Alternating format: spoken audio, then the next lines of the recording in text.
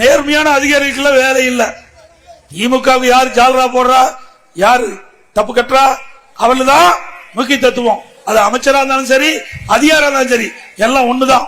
இங்க ஒரு டிஎஸ்பி இருந்தார், நேர்மையான அதிகாரி. 24 பார் முறைகேடா விற்பனை செய்தால் சீல் வச்சார். அப்புறம் அவர் நேர்மையா இந்த கள்ளச்சாரம் விற்கிறது, திருட்டுத்தனமா விற்கிறது, அதுக்கெல்லாம் 1200 வழக்குகள் பதிவு செஞ்சிருக்கார். இப்படி நூற்றுக்கணக்கான குற்றவாளியை கைது செஞ்சிருக்கார். இன்றைக்கு இந்த ஸ்டாலினுடைய அரசாங்கம் இந்த நேர்மையா இருக்க டிஎஸ்பி வாகனத்தை பிடிக்கிட்டார். யாரு? ஜீப்பை பிடிக்கிட்டாங்க. போதைப் பொருள் ஒழிப்புங்கிறார், கள்ள மது ஒழிக்கிற. எப்படி ஒழிக்க முடியும்?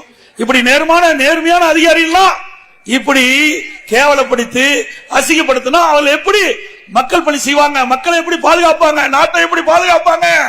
சிந்திச்சு பாருங்க. அதனால போதைப் பொருள் அமோகமா விக்குது.